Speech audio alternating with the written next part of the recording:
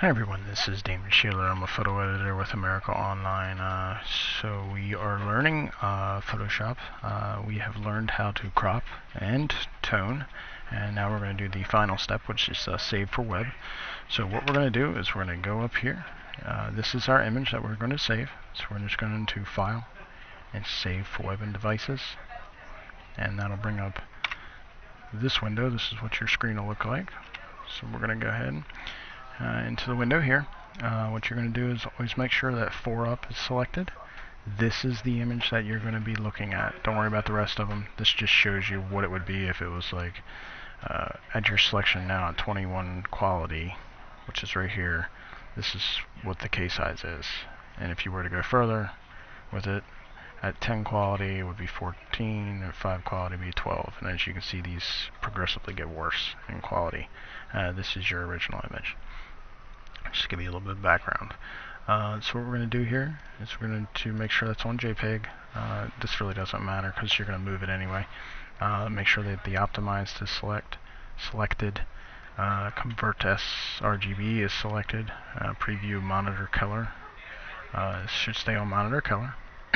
Metadata, make sure that says none. This is extremely important because this adds 3 or 4K to the back side of an image that you can't even see. So that's extremely important for that to say none. You may have an older version of Photoshop, in which case you won't have this, and you'll have to get rid of that metadata somehow, because it adds, like I say, 3 or 4K. This is essentially pulling in from this image right now, this information right here, so you don't need to adjust that or anything. Just leave that whatever it is when it comes in. The quality is by cubic sharper.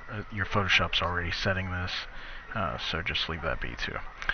The only thing we really need to concern ourselves with is, like I say, 4 up. This image is the one we're messing with, and you have to have it on JPEG and optimize, and make sure this is the only thing we're going to use is the quality.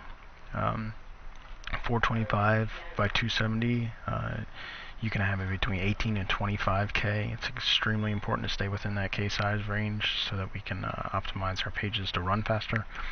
The 240 by 360 is 12 to 17K, so you have to stay within those parameters. We're already within that, but this is kind of bad looking.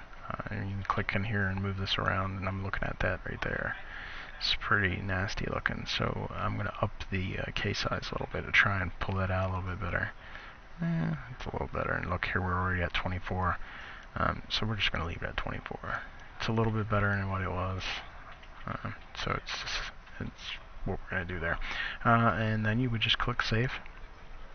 That'll bring up this window here, and all you're going to do is save this image. And you have to save it with the correct SEO file naming convention, which is essentially descriptors. So this is a holiday, and as you can see, I've already done this once. I'll just use that one. I would put in holiday hyphen Windows hyphen Bloomingdale's hyphen whatever the size of the image is. That's important, and this is really important. So anybody who's coming along after you trying to find that image knows who to go to. So put your initials in there, and the date that the image was cut, and then you just click Save.